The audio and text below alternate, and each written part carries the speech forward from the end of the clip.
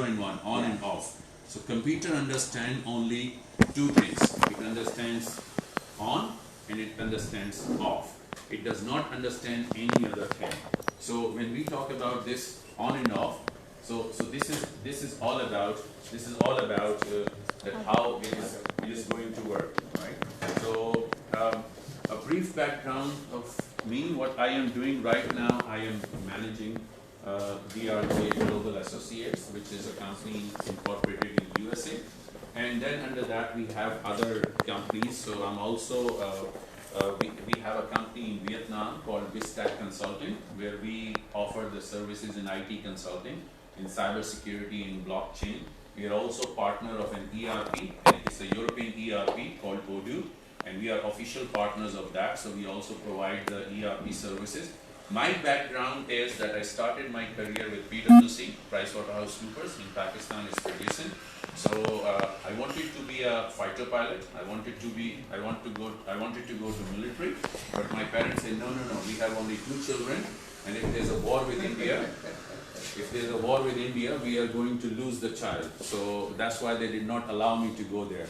So then I wanted to become a medicine doctor. They said, no, doctors don't make money. So you should go to become chartered accountant. So I became chartered accountant. Not boring you with all the details, but then fast forward in right now. So I have been working a lot in the business. Of course, I'm CFO of one manufacturing company and CIO, but my focus is more on the business side than on the finance side. So I am not making money. And to be honest, I made more money with my master's in economics than I have made money with chartered accountancy. I don't even renew my chartered accountancy in Pakistan or in UK because it's pretty much useless from my career point of view. Not saying that education is useless, but the membership is useless. And he's laughing because he's also FCA, he's also chartered accountant. Useless. So no offense to anyone. I'm not saying that this is not a good qualification, very good qualification. Somehow I'm not the right fit for that. I have been working in... I have to interrupt you for a second. Sure. You know, it's interesting you say that because there are so many chartered accountants who we, the engineers, thought that they have the upper hand just because they got a CA from somewhere, and there was this British thinking, and they became CEOs of a lot of Pakistani companies. Yes. You know, and they had all these big, huge packages. Yes. But you wanted to stay with your profession, and maybe that's why you thought it was not about money. Yes, there are people making money, but at what cost? That's the question. That's so we will leave that discussion. That's not the exactly. That's not the problem for today. Not but the problem. Yes, exactly. So, bigger problems. Yes, there are bigger problems. So of course, money is important, but my focus is never on earning money. My focus is more about that fulfilling myself and learning new skills and going into that. So one of the things, I was a professor in RMIT University in Australia as well, managing the campuses in Ho Chi Minh City and Hanoi.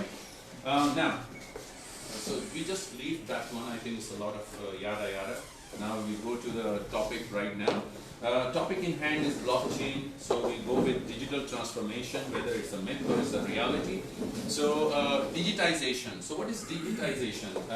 Remember, there used to be a time when we all had a Walkman. I think you don't know that, but all the older people remember that one.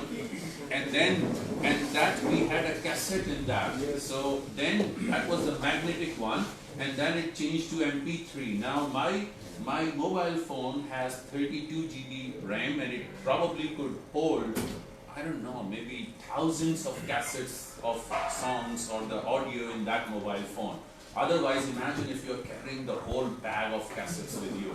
So that was the digitization. So you're moving from analog to digital. So it's not really a new concept. Then digitalization. The second step is now you change something from analog to digital, and now how you're going to use that. So this is what we call digitalization, right? So we are using, so an example of that could be that you have, for example, a loyalty card that you are capturing all the data at one point, etc. And then we have digital transformation. That is a much larger term, and it's basically you are using digitalization to put it into the business to make something innovative. So that is the thing. So one of the things that you mentioned about AR, so these are AI, AR, etc. I'm building a factory in Vietnam right now, and I am using an application called Google Measure. So if I want to calculate the height, look at what is the height, what is the length or the width of the floor, I do not have the tape. I just use my phone and I say, okay, this is the height of the wall. And this is done with the help of AR, augmented reality. I could show you after this one, I could show you practically that you can actually measure the width and the length without using any tape. You just use your mobile phone and you could do that. So this is the concept that what you mentioned about AR. This is really nice concept there. So there will be more technologies that are coming in the coming years, and that will change the scenario completely from what we are doing now in the future. And again, coming back to chartered accountants, a little bit more on that. By 2020, there will be no bookkeepers. There will be no accountants. Chartered accountants will be there because when you do the decision making, you still need people to do the decision making. But recording of transaction will go away. By 2030, all transaction will be recorded at one point, and you don't need any human being to enter the transaction. And blockchain is a very vital part of that whole scenario. If we look at digitalization, so by 2020, asset under management by robo-advisor will increase to 68% per annum. So their computers are managing those assets. So I remember I have done audit of Habib Bank when it came to Ferguson for the first time in '98, and there's a whole big department of treasury, and where the people are talking about repo, reverse repo, and I believe that you understand better than me. I have done very limited exposure on that, but of course I have seen people are shouting, people are doing all these kind of things. This will go away, 68% will go away, go to computer. By 2020, 60% of IT spending will be cloud-based. Now, cloud is again a big word, cloud. Nah, not really. You have been using Hotmail. Remember when Hotmail was 2 megabyte? Remember the time? At that time, that was also cloud. Cloud simply means that you have the data somewhere and it is stored somewhere else. It's not in the cloud, it's on the ground somewhere, maybe in USA, maybe in Vietnam, maybe in Singapore, maybe in Pakistan. The way you are accessing the data is through a connectivity. It could be internet, it could be even your private cloud. So all these are cloud. So cloud is nothing new, so but this will be 60% of IT spending will be cloud. Now, look at our lives nowadays. Do you have your email on the server? Answer is no. Do you have your phone, your photos on your phone?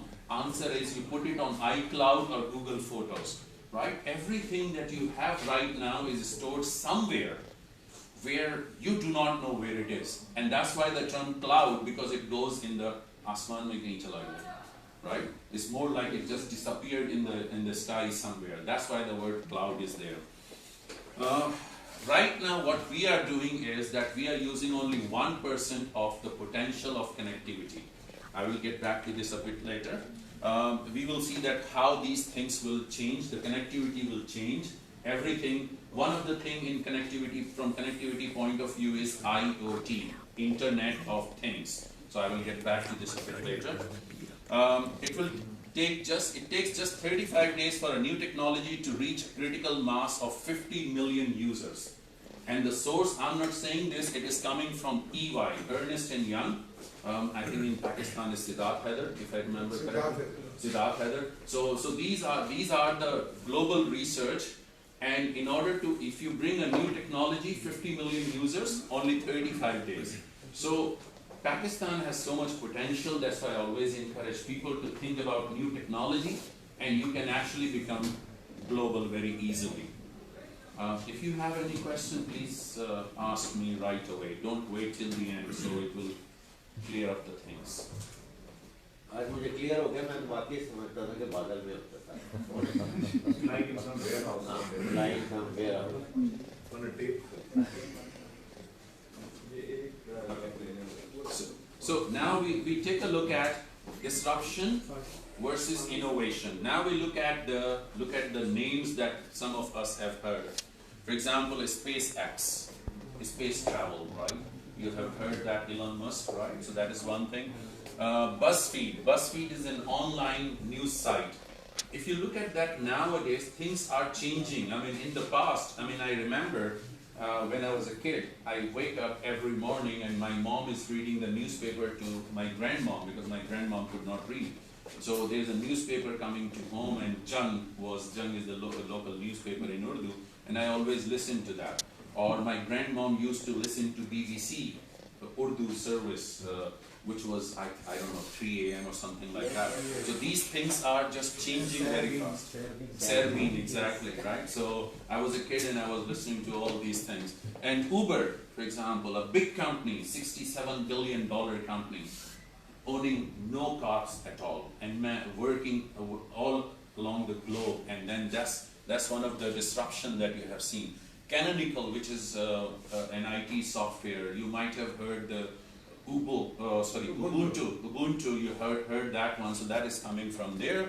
Snapchat, a useless application, but anyway, so Snapchat is there, right? So that is also now, in the past people were using Facebook.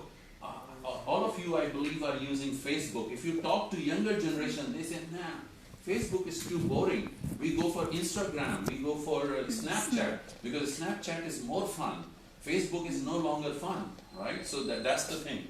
And then there are other examples, Kickstarter, crowdfunding. So I was in one of the event in Karachi, and then we're talking about crowdfunding. So what crowdfunding is doing, just to give you an example, I say I want to start a new project, I don't have money. Why don't all of you give me 1,000 rupees, and all of a sudden I have 10,000 rupees in my pocket and I can start the project right away. And disappear. Exactly. That's find me in Vietnam. Okay, so that is Kickstarter. Crowdfunding works like that. So you have similar-minded people and they are working. So in the past you have to find the investor. Now you don't have to find the investor. You have an idea and you can give it to, you just put it on Kickstarter and people will start giving money to you. You can raise the fund and that's it. You can just work on the project. So these are all disruption. Disruption means they are changing the way people were doing businesses in the past, and they changed completely the whole scenario. One of the disruption is, I also use that in cybersecurity as well. One of the disruption is in moving from industry 1.0 to 4.0. Don't worry about the slides. I will send the slides to you, so you don't have to. All these slides after this one, you will get these slides. So in 1784, Industry 1.0, steam engine and all these. Industrial Revolution came later on. Industry 2.0 when the mass production was done. Then Industry 3.0 which is right now, or just 10, 20, 50 years ago.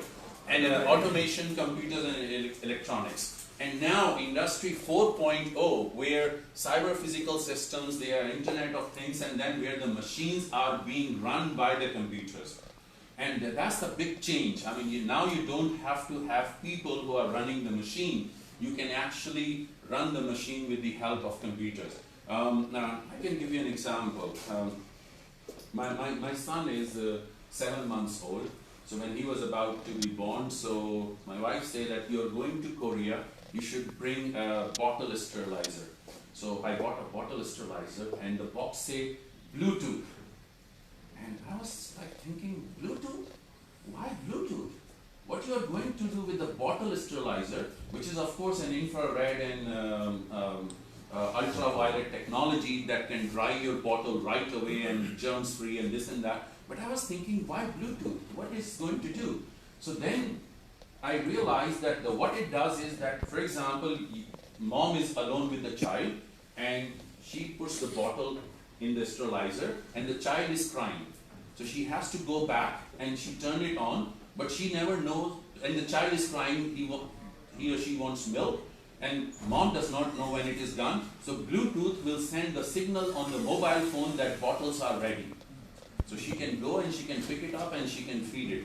looks very small thing, looks very useless in Pakistani culture, where of course we have nani, dadi, grandmom, grandfather, there are so many people to take care of that. But imagine in Korea where the society is single parent or whatever, so it makes very convenient for that to have the Bluetooth, right? So that's where the things are changing very fast and slowly. And that is what we call Internet of Things. Internet of Things means that you have things around you, a washing machine, a refrigerator, devices, and these are connected through a network and they form the Internet of Things. That's why where the term is coming from. So what are the disruption enablers? This is called Raspberry Pi, and this particular model is Raspberry Pi 3, model B+. So this one has a processor 1.2 gigahertz, it has RAM 1 gigabyte, it has all the connectivity, is HDMI cable like this, everything is there. Just to give you perspective that how competent this system is. So the Apollo guidance computer was only 2 megahertz.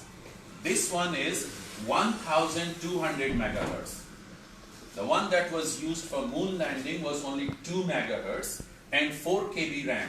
This one has 1 million KB RAM. Oh. Right? This 1 gigahertz is 1 gigabyte is 1 million KB, right? So just to give you perspective that as compared to the computer at that time, and you may be thinking this is very expensive. This is only $35 US. You can buy this machine. You can install in your home for surveillance, for example. You can install in your refrigerator to measure, for example, that how often you are opening and closing the door. You can connect with your anything that you have. It gives you complete connectivity. You can use it as a server, you can use whatever you like. Very capable machine for $35 US. I'm not publicizing, but just I'm giving you a comparison, right? So I bought one and I have started developing some applications on that, and I found is that if I stack 10 of them in $350 US, I have very capable server that can do a lot of things that the big one cannot do. So you can do these kind of things easily nowadays. So technology is moving very fast. If you look at Galaxy S6. So how would you compare this with, for example, I remember in the 80s, yes, in Ramco, they had this big computer center in Cray, C-R-A-Y, Cray. Yeah, I remember Cray. And these guys who were consultants used to come from the $7,000 a day. That's right. Yes. I think this would probably have the computing power of that. It's more than that. It has more computing power than that. I remember in Shell, I did the IT audit. So there was a guy from PwC, the UK came. So they had AS400, IBM AS400 in Shell. And this one is actually more capable than IBM AS400 in terms of computing power. What is the power of it? Yeah, it's very powerful computer, right? And I actually used it. I use it even to watch 4K video. And 4K video requires a lot of computing, but still it can convert your dumb TV into smart TV. So these are the different things that you could do. Dumb TV means you have a simple LED TV, just connect it, and voila, you have the smart TV available with all the connectivity. $35? $35 US. Right? That's the power of computing nowadays. And this project started as a charity. And this is the offshoot of One Child, One Laptop project, and they're doing that. If you build a laptop, it will cost you only $200 with a screen, keyboard, casing, everything. $200, 26,000 रुपए में, 28,000 रुपए में आपको पूरा laptop तैयार हो जाएगा. Very capable one, right? So these are the things that you could do nowadays. These are the enablers. These, of course, they are the threats as well from cybersecurity, because if everything in your house is connected, then anybody can attack and then do whatever they like, turn off your refrigerator or whatever, right? Just to use your surveillance camera to see what is going on, etc. Of course, they are threats, but they are enablers as well. Now, look at this one. This is evolution of computing power as per cost. So this is million instruction per second per 1,000 US dollar. And the base level of dollar is $1997. So what you could get in 1900 is 1 over 1 billion in 1000 of this MIPS, million instruction per second. As the technology progresses, now you can have a thinking power of a monkey for $1,000. The way a monkey thinks, you can get it in $1,000 somewhere here, right? Almost there. So we are not there specifically, but we are going there. So technology is moving very fast. Now computers are generating their own language. Artificial intelligence, they generate their own languages that even human beings don't understand. They have the thinking power. So these, how the things were moving up in the computers, and it's becoming more and more automated or having more intelligence that we cannot control. Good and bad, both aspects. So we are not going into that, but just to give you a perspective of the movement in the technology. Is it like monkeys are more intelligent than human beings? Depends. Some human beings are less intelligent than monkeys. When I doubt that, I mean, why? They lose their intelligence in that way. Nawaz Sharif is an example. Who takes a kid in front of Obama and says, "Come with Mr. Obama to Pakistan." Mr. Michelle Obama. Mr. Michelle Obama. Anyway. What a shame. What a shame. Yeah, I mean, but बचपन में जाते थे बाल कटवाने तो लिखा होता सियासी गुफ्तगू करना मना है. No, just on the lighter note. But you are right. Monkey से याद आ गया.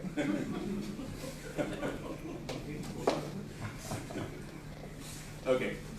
Now. monkey का नाम अगर आप सियासी गुफ्तगू अवॉइड करना चाहते हैं. Sorry.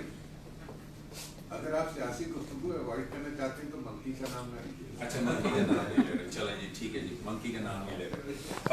So where is the value potential of the Internet of Things? So they are different things. So B2B, business to business, in developing countries and developed countries, the data that has been captured and used, all these are types of opportunity. And one of the things are that transforming business processes. Just to give you a perspective on that, I never realized that, but when people come and visit me in Vietnam, so Vietnam, we always think about that, Vietnam, not really a good country. So just to give you a perspective on that, last year, Vietnam exported $217 billion worth of goods. $217 Arab.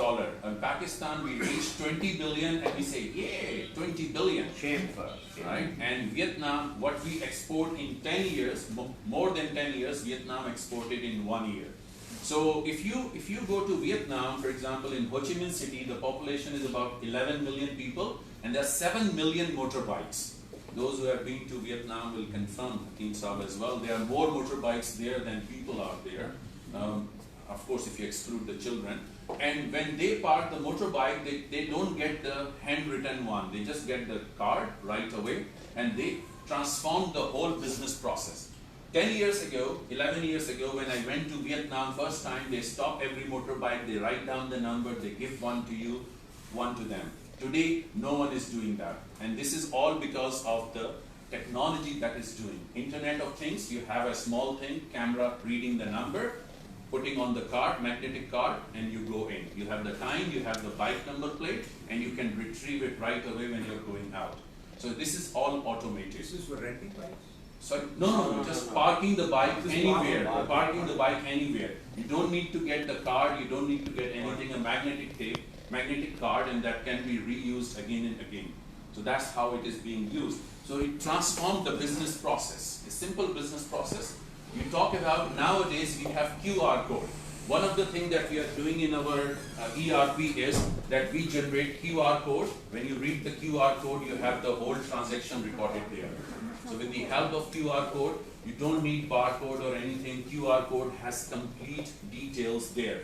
When I give my name card has a QR code. It has all the details. In the past, you have to enter the name and the phone number. No more. You just scan my QR code and you have the details in your mobile phone right away. Very dangerous, very dangerous. Okay. The next one is enable new business models as well. So this is a little bit of history of what it is.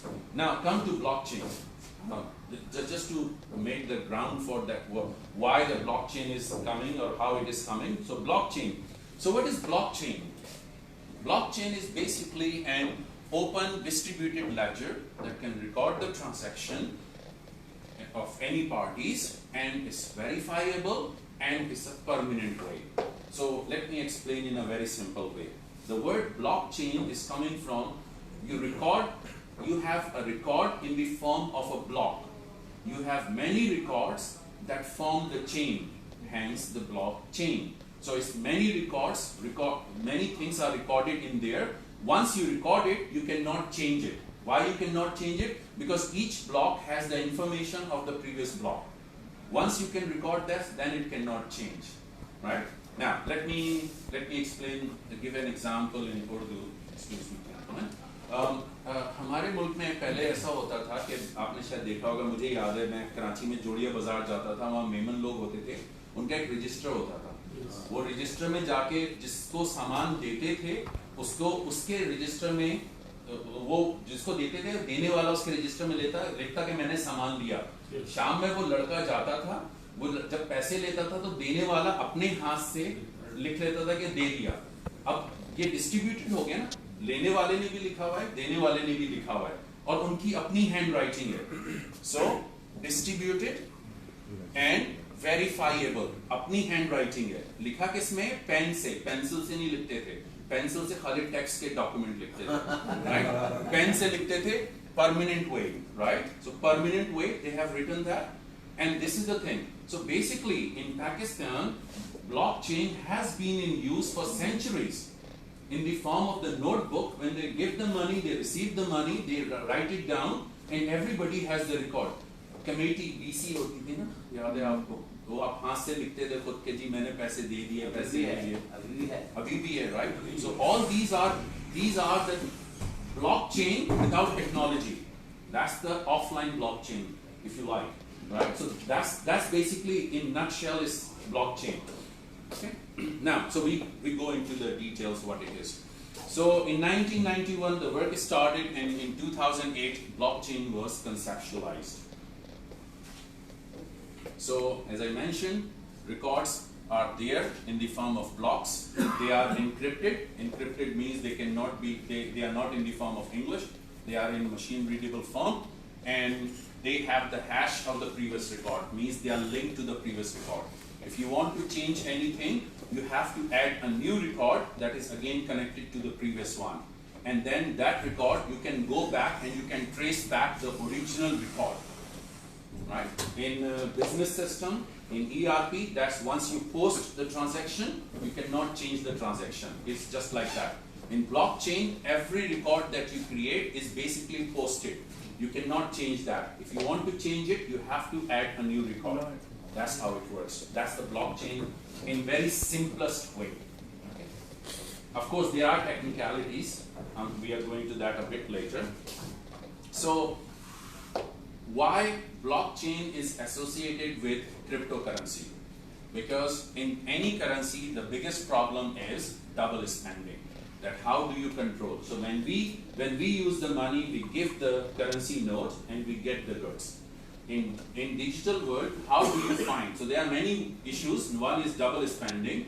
One is creation of the currency. There are many issues, but we look at the double spending. So blockchain eliminated this problem. Yeah. You created the currency, you spend the currency, recorded it.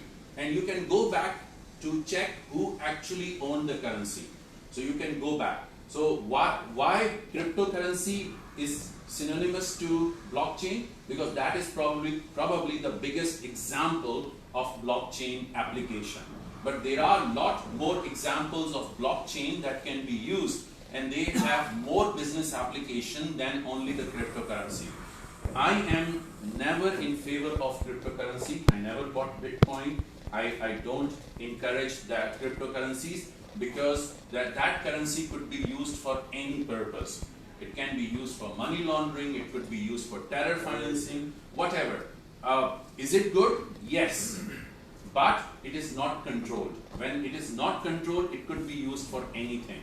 And you have seen that Bitcoin is started from $1, gone up to $22,000, now somewhere around $3,000-4,000 right now. So that's how it is working. Thank God कि ये नहीं थी जब ये leaders थे, तो सारा कुछ जा चुका होता Bitcoin में. But it's still in Pakistan. You know, I lost 1 lakh rupees last month. That.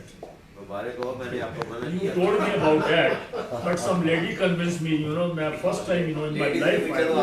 Ladies can convince anyone. Yeah, no ladies. No offense, ladies, but right. But people are investing money in this. I mean, they're doing a lot of things with their Bitcoin. They are doing. It's greed. It's to some extent it's greed. To some extent it's like look cool. Oh, I have Bitcoin, you know, right? And whatever the reason may be. But the thing is that the biggest argument against Bitcoin is the Bitcoin does not have any intrinsic value. If it does not have the value in itself, you cannot rely on that. No. I am against holding gold as well, right? But gold has an intrinsic value, right? That means even something goes wrong, you can sell it for something, property or whatever. There is an intrinsic value. Bitcoin does not have that. So that's probably the biggest argument. But anyway, we can talk about cryptocurrency pros and cons forever. We will never come to a conclusion. So let's move forward from there, right? Now, so fintech, other examples are credit card, ATM, and online financial services, etc. Right? Now, so what happens in real life when you go for implementing blockchain in your business or anywhere else? So this is what happens. So where we should focus this year? Blockchain. It will change everything. Everybody's talking about it. The potential applications are endless. We don't want to be left behind. And the question is asked, what exactly is blockchain? Okay, let's go to artificial intelligence. People, that shows that people don't understand the thing, but they just want to jump on the bandwagon. Okay, blockchain, let's go for that. Artificial intelligence, let's go for that. Find out whether it is applicable for you or not. If it is applicable, go for that. If it is not applicable, don't go for it. It's very simple. Right? There are things in the world, but not everything is for you. And especially in business, that is the thing. So now let's take a look is whether blockchain is for you or not. So this is World Economic Forum. They have devised this one, and they are talking about whether you need the blockchain or you don't need the blockchain. So here, let me read this for you. Are you trying to remove intermediaries or brokers? Answer is no. Do not use blockchain. If you want to do this, are you working with digital asset? Answer is no. Digital asset means online, anything, cryptocurrency, digital contracts, digital lending or whatever. You can use blockchain, otherwise don't. Can you create a permanent authoritative record of the digital asset in question? No, then don't use blockchain. So if you follow this one, you will come to realize whether you should use the blockchain or you don't use the blockchain, or you should not use the blockchain. So you will get this slide, you can have this and you can look at this later on. So this is one way of looking into this. Another way of looking into this is blockchain really for me? So blockchain applicability framework. So you start, and this is the decision point, yes, no, flowchart. Do you need a database? No, don't use blockchain. If you need a database, shared write access, writers known and trusted. If yes, writers interest unified. No, means they don't have the same interest, etc. Then need to trust, and then you follow that, and then you can go for public blockchain, community blockchain, or private blockchain, depending on what you are looking at. There are different models of blockchain that could be used. What's the difference between public and community blockchain? I will come to that. So here, so when we talk about centralized blockchain, decentralized blockchain, and distributed blockchain. So generally when we talk about public and community, that is considered very similar, but it really depends on the model that you have. You can create a blockchain that is centralized. For example, governments can put the record of the land in the blockchain. So where anyone who's entering the transaction cannot change it, and you can always trace back to the original user, right? Or the original owner, sorry, in this case, original owner. So they can use the land for land record. They can use for any other thing. So that is centralized, means one center that is controlling the whole blockchain.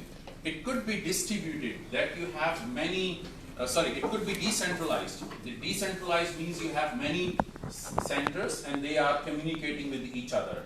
And this one is distributed, where everyone is communicating with everyone.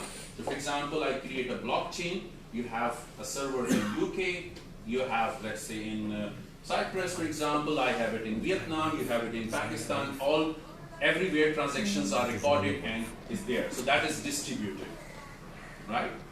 So public, the difference in public and community is not very, it's not such very clear. It's more about that how you are making it for, right? So that is the blockchain. Sorry, can we go back? Yeah, sure. This on that side. We have rated is at as fast, medium, and very slow. What's the speed of encrypting? Where? Point number 4. This one? Yeah. No, this is the speed of enterprise development for business application. So business application, or even for the blockchain. So if it is centralized, very fast, because you have one center, you can just develop the application, it's running. But if it is distributed, then it's very slow. You have to propagate the change to all the nodes. Node refer to one point. This is one node. So centralized, all the nodes are communicating to one. But in distributed, all nodes are communicating to all the other different nodes. So it's very difficult to update all the nodes at the same time. A very simple example is you have iPhone or Android. How often do you update your application, your app? Not everybody updates app right away. So every mobile phone is a node, and when it is updated, it really depends on the user of the node. So that's how it works in distributed. It's interesting, the number 2 and number 3, stability is the highest on the distributed side. Stability, this one? This means this is the highest on this one. This one. Yeah. Speed is slow, but the stability is the highest. Stability is the highest because when you have distributed blockchain, so you have many, let's say as an example I gave you, you have in many different countries, and somebody wants to hack into blockchain to change the record. They cannot change in the distributed system easily. They can change easily in the centralized system, because you attack the server, you change everything, done. But in distributed, theoretically, you can modify the distributed blockchain, but you need to have at more than 50% of nodes controlled by you. If you cannot control more than 50%, you cannot modify the record permanently. So the stability is in terms of information security of the system. Information security and the usability. So when you have distributed, if you cannot find, for example, this node is disconnected, you can get the data from this node. So if one node is not responding, you can get from another node. But if in this case, one node is not, this centralized is not operating, the whole network is down. Same thing was in Resilience. Sociability when you go infinite. Sociability means that more people. More people, and then how it will react to the application, etc. So when we talk about sociability in IT, that refers to how the application interacts with users, with other application, with other things. That's called sociability. Sociability of blockchain, basically. Here it refers to. A while ago, this is a related question, maybe a dumb question. No question is A dumb. while ago, you said, Google Photos, for example. Yes. Now, some people upload their photographs in Google. Others will just, back up their photos to the system, right? Yes. Which is actually more secure out of the two? Is this a distributed versus a central thing? Nothing is secure. If it is cloud, then nothing is secure. You may think that is secure, but you never know. Dropbox has been hacked. If you remember that, I think back in 2011, 2012, Google servers have problem. Amazon, so far, no major incident, but it can happen anytime. So if nothing happened in the past, that does not mean it will not happen. Like Murphy says, if something can go wrong, it will. Right? So it will go wrong. So there is nothing secure. That is Nothing. not the distributed versus that. No, it has it's nothing all to- centralized in any case. Yeah, Once you back it's it up, centralized. once you back it up, it's centralized. Google Photos are centralized in a sense that there is one server, but they basically operate on distributed. So they have server farms in different areas, and they are doing the backup in different areas depending on the location and other things. So that's why sometimes the speed is faster to fetch the data or the photo, sometimes it's slower. Okay. So what are the blockchain models? So it could be private, where you own in your organization. It could be public, where anybody can change the record in the system, or it could be hybrid. So hybrid is part private, part public. So there not everybody can change, but they need to have the access to the blockchain, and then they can change that one. What's community blockchain? Community blockchain is that you created is basically the word community in computing is open source. So it's available for anyone, and they can do that. So that's community. Public and community is more or less the same. Very Public- similar, very Yeah, similar. exactly. Depends on the access. If the access is to everyone without any restriction, generally it is considered community. If it is some restriction, is public, like Google is public, but still you cannot see that. Like Facebook is public, but you can actually have some control. So that's the very slight difference in that.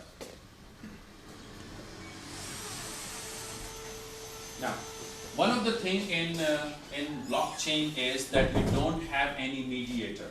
And mediator, for example, Visa, MasterCard, you need someone who authenticates that. I think recently the Visa was down, I think a couple of months ago. The Visa card system was down for some time. It's either Visa.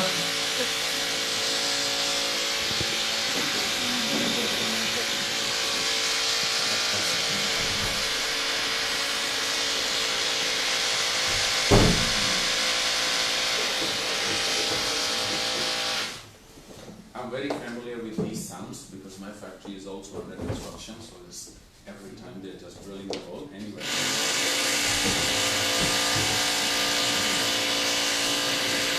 Now, let's go whatever we can.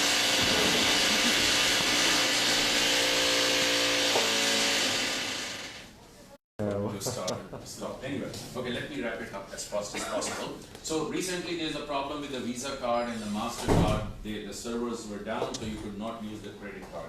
I cannot recall which one is that, but it happened, I think, last couple of months ago or something like that. Now, we take a look at the history and the timeline of the blockchain. In October 2008, Bitcoin white paper was given by Satoshi Nakamoto. So that was published. And then the May 2010, the first Bitcoin purchase, somebody bought the $25 pizza for 10,000 Bitcoins. Must be crying right now. But anyway, so that is the thing. And then it changed, and then all these things are there. So that's a little bit more about history. So you could read that one later on from the slide.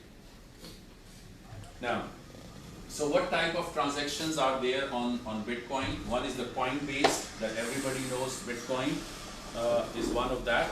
And the other one is transaction transferring assets from one public key to another. So these transactions could be anything. So I give you some example of them.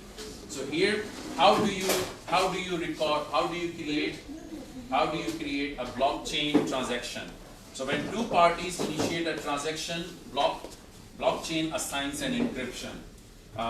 In some way it is called proof of work. So I'm not going into technical details, I could explain that, but just leave that one. So blockchain verifies the transaction and creates a block. So you have this one, it's more like a challenge question, and then you have the proof of work, then the transaction could be created. Once you create the transaction, you have the block, you insert the block in the blockchain, that's why many records, and then it goes into the distributed system. And that's how the transactions are recorded. Right?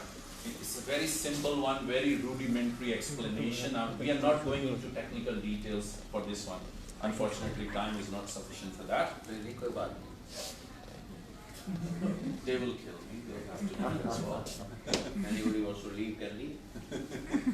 So how it works, so that's also a more detailed explanation. So basically, in simple words, how it works is that if you want to make a transaction, both parties are given a challenge question, and you have to prove that you have actually worked on that, right? So once both parties work on that, for example, transfer the coin, or for example, delivering the goods, etc., so then the other party will accept that, and then the record is created and it goes into the system. And then it becomes the record. Once it becomes the record, you cannot modify that. If you want to modify, you have to create another block. And then it goes another block and another block. And then only you can cancel the transaction or any other thing. It's like, it's not 100% similar to your credit card, but the way your credit card works is you have a credit card, you have the PIN code, very similar. You start it on the POS machine or the Yes. ATM machine, it gets connected to Visa. Yes. Visa gets connected to the paying bank. Yes. And the paying bank gets connected to the reimbursing bank. Yes. And ultimately it gets connected to the debt of the customer. Right.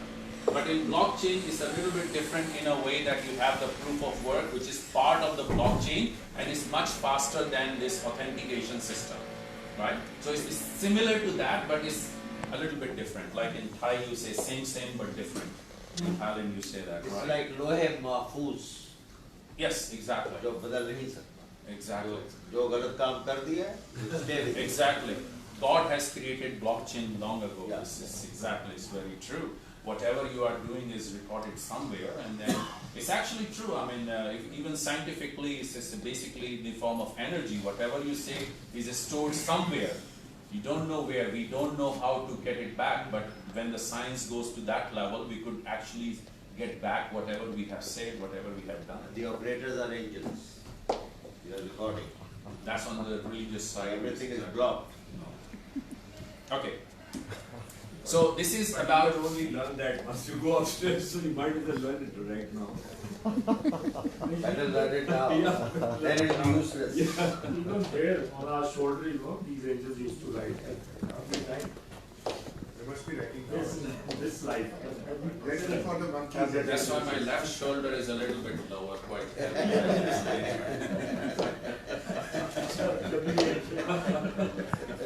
Okay, now, so this is about the percentage of incumbents who believe part of their business is at risk from the using technology, and you are at risk. This is the PwC Global FinTech Survey 2017, and this is about that how you are going to lose to the FinTech.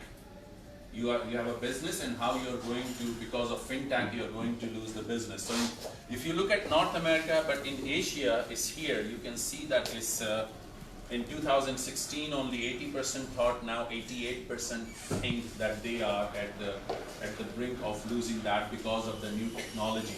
So Asia is a major issue. Of course, it's other countries as well, but I mean it's a growing concern that the FinTech is going to take over the businesses. Now, this is technological areas of investment. So where the businesses are going to invest. So they are investing on data analytics, mobile technology. If you recall back in late 90s, early 2000, when we were using Nokia 3310, at that time nobody thought that the mobile phones will take over. Now we cannot live without mobile phone nowadays. Right? And that's the major aspect, that the things are changing, and artificial intelligence. And cybersecurity is close to number 4. These are the trends where they have to invest in technology for businesses.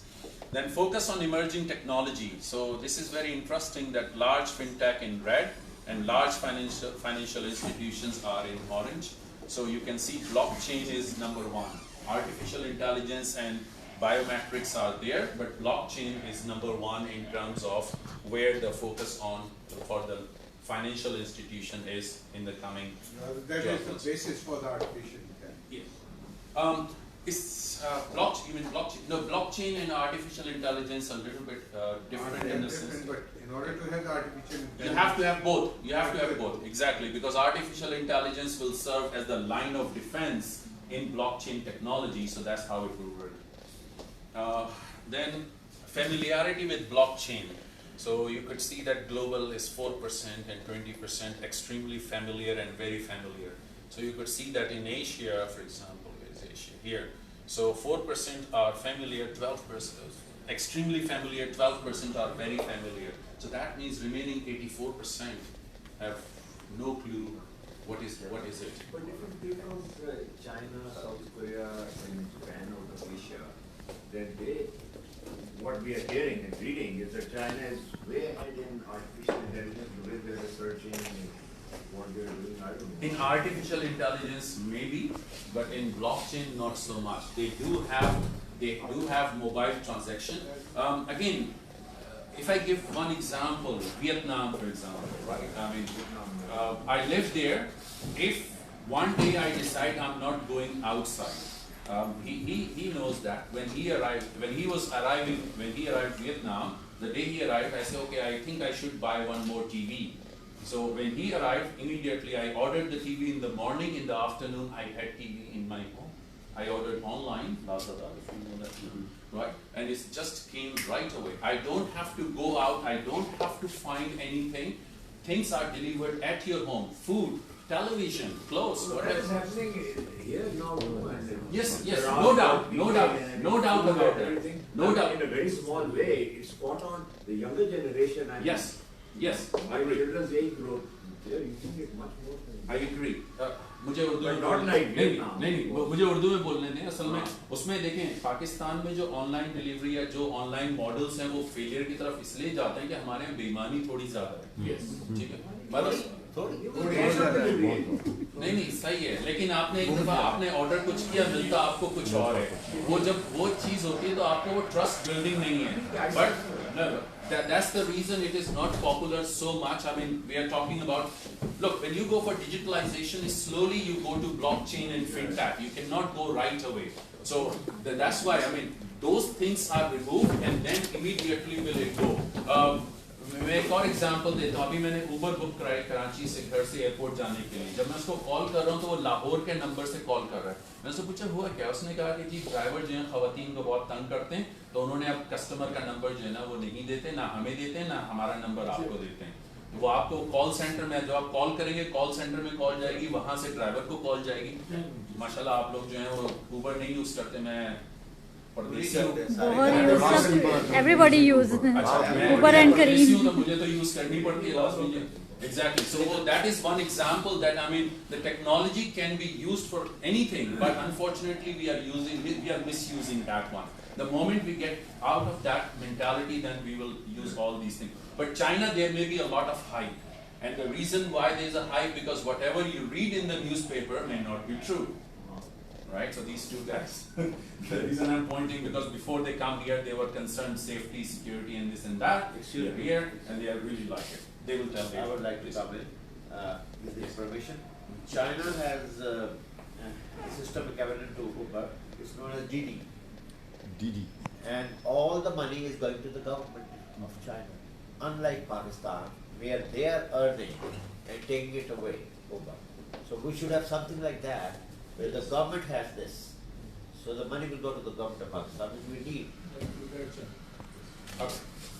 Now, then this is expected return on investment on fintech related projects means businesses are going to fintech. So why we are focusing on fintech because blockchain is the basis of fintech, right? Number one. Number two, fintech has nothing to do with cryptocurrency only. There are other ways, online payments. There are many things that we have.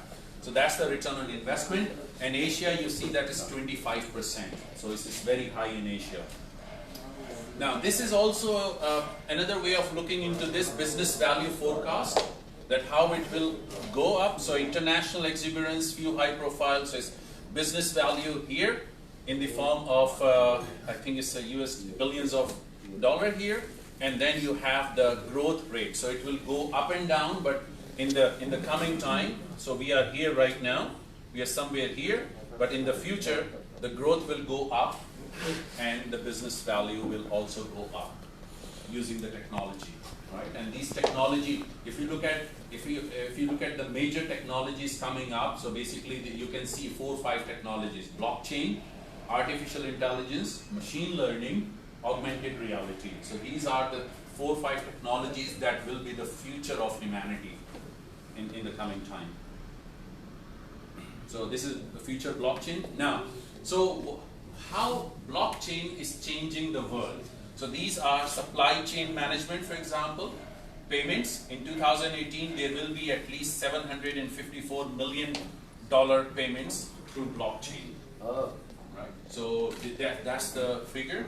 Data governance. So in Europe, you have GDPR, which actually makes that how you are going to secure the data.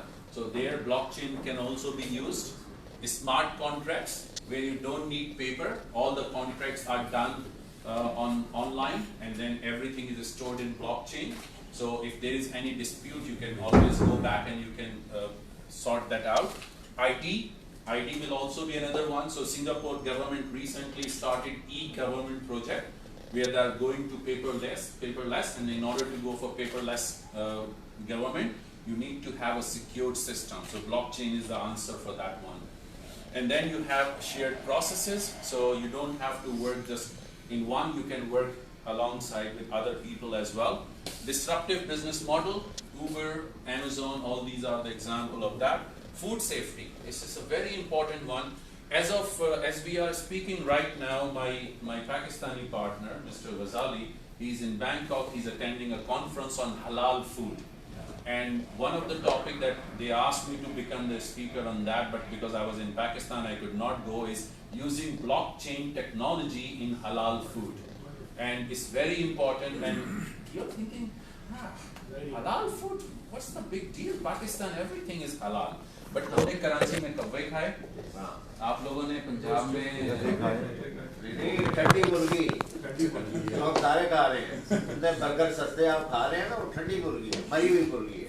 लोगों में तो गधे भी लोगों ने खाए। गधा तो अच्छा है यहाँ पर। Okay, so the way blockchain is used in food technology, I will show you with one example, and that's also applicable everywhere.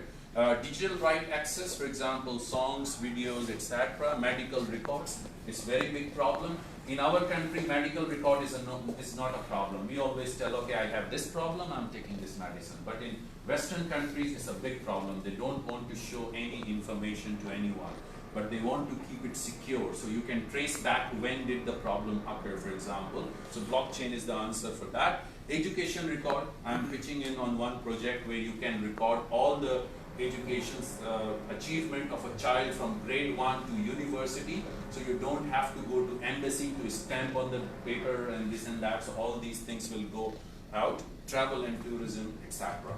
So we will not be able to cover all of them, but just take a look at the one of the example of in logistic. So conventional transaction, you are in the bank, you know, you have to have open an LC, you send it to the bank, and then they send it to you. It's all these things going on. With blockchain, everything is in the system. The LC created by the bank is in the system. The bank that is honoring or demanding LC, they can also become part of that. The delivery things are there. I import at least 80 containers every month in Vietnam, and I export 80 containers. I have 3 people working day and night to make the paper. In Vietnam, they are slowly coming to the e-custom, which in Pakistan we have already for many, many years, but they are slowly going for that. But still, there is no verification done by the payment received or which bank or where's the customer, etc. With the help of this, when you go through this, you will find this. You can get that. Is it also called the International Financial Telecommunication System is considered a set of blockchain system? Instead of blockchain. It is based on blockchain. It's coming slowly to that one because it's not that easy to do that. Right now, the biggest problem in blockchain implementation, we don't have the enough number of coders who can write the smart contract. So blockchain is highly in demand area where people are, there are not sufficient number of people. So blockchain, smart contract, for example, could be a simple contract. For example, a family member sending Bitcoin from one phone to another one, or it could be as complex where you have distributed autonomous society where you have different things and you're dealing with this. So simple to complex application, right? Another example is car, for example, car leasing business network. So if you have a car, you have ownership transfer, manufacturer has the record, dealer has the record, so many records are there. You can put that on blockchain and you can just enter the transaction, everybody's entering the transaction and things are done. I was in Karachi and I was told that we had very good system of car registration and car tax payment and this and that, but somehow the government officials who are sitting in that motor vehicle department, they made it failure because they just don't want to make that system running. If you have this blockchain system, manufacturer enter the transaction in blockchain, it goes to the dealer, dealer enter the transaction, you can trace back who actually owned the car. You don't need to have this much thick file that one owner, two owner, three owners, you don't have to carry that, you can just get rid of that right away. So that is also another very good example of blockchain. In food safety, for example, it's a big problem in Europe that there's a ban on the fish from the Thailand and from other countries because of the use of variety of things, child labor and this and that. So what happens is that you catch the fish, for example, in Thailand, you can attach an RFID on the fish fin, and then from it goes to the shipment, and you can trace back the RFID from Thailand to, let's say, Norway, or the other way around. You have the RFID tag attached to that. The computers can read the RFID without any interference. You put it in the container, then the computer can read which fish was in which container, where did it go. It reaches the supermarket. In supermarket, they make the slices, and each slices will have a small food grade sticker that says that this is coming from that fish, and you can trace back. You just scan the QR code and you can see that this fish is coming from Thailand, for example, right?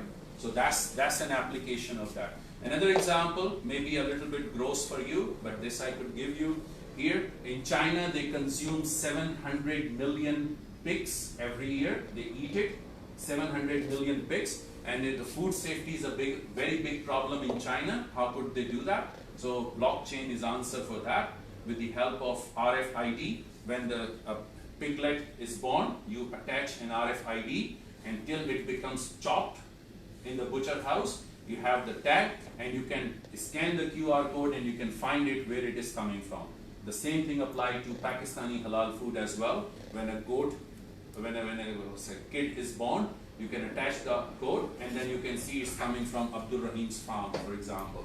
But before coming to that, it went to this butchery, it went to this transport company, and then you can find out where it is. You know, these quotas have disappeared. Donkeys, yeah, even China has a feature of that. Now they put motorbike in Gazagari. Right. I've seen with my own, I see outside. Right. Motorcycle and at the back, you know, that's a Gazagari. Right. So this is all about blockchain in terms of application. How do we implement that? So step one, find a case, use case. If you can find it that it is applicable to you, you can go for that. Then you can create, the second step is to make a proof of concept, POC, and then you can do the trial. If it is working for you, then fine. If it does not, then find another solution. Then you have the full volume rollout in production. Production means that is used in practical application, and that's it. That's how you can do that. I'm not going into the detail of this. So that's basically the end of my presentation. I just tried to wrap it up, not going into the technical part of that.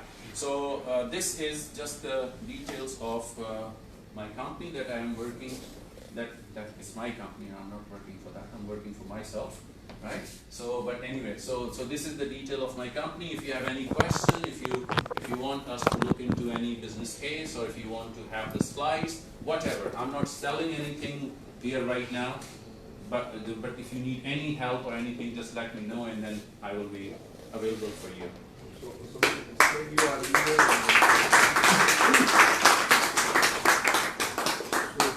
So we can send you our email on Always. And then